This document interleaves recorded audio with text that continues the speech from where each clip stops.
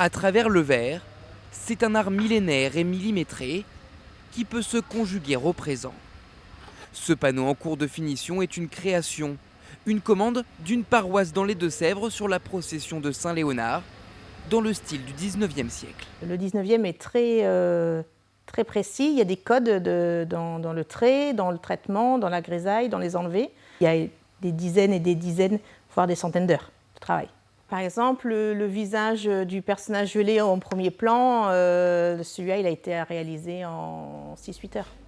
À Neuville-sur-Sarthe, les vitraux sont façonnés ici, dans cet atelier, des créations mais aussi de la restauration.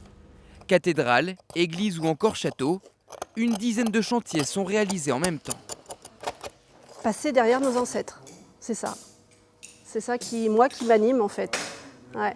C'est pour ça que je me lève les matins, je touche un panneau qui a une centaine d'années, même des fois plus. Donc c'est génial. On a une chance, c'est une grande chance qu'on a.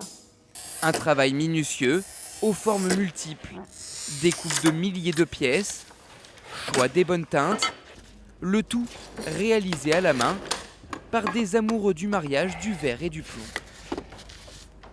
Ce qui est aussi sympathique dans le vitrail, c'est que c'est jamais pareil. Donc on a des configurations, des tailles de vitraux, des épaisseurs de verre qui sont tout le temps différentes. C'est vrai que du 13e, du 16e, là en l'occurrence c'est du 19e.